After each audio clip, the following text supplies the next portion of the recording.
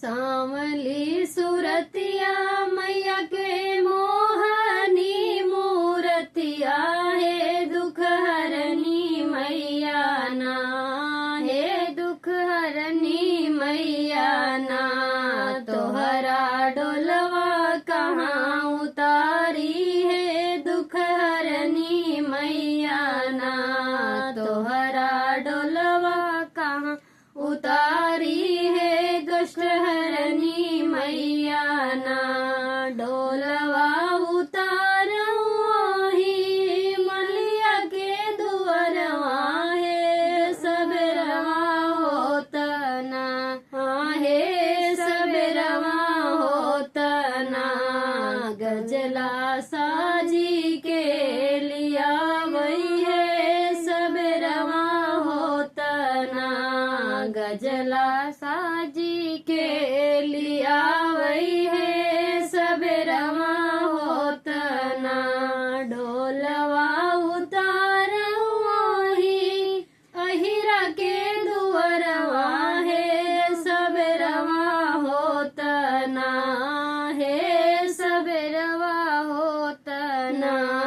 दधिया साजी के लिया वही है सबेरवा होतना, दधिया साजी के लिया है सबेरवा होतना।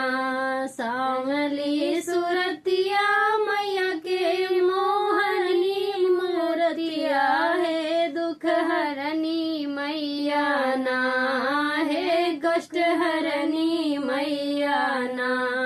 तोहरा डोलवा कहाँ उतारी है दुख हरनी मैया, डोलवा उतारो ही पंडित के दुअरवा है सबेरवा होतना, है सबेरवा होतना।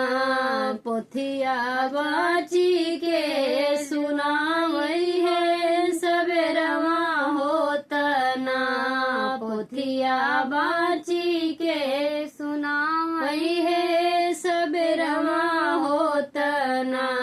डोलवा उतारो मई जजवा के दुअरवा है सबेरवा होतना, है सबेरवा होतना।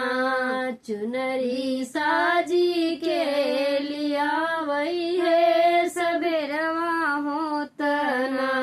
सांवली सुरतिया मैया के मोहनी मूरतिया है दुख हरनी मैया ना, है कष्ट हरनी मैया ना।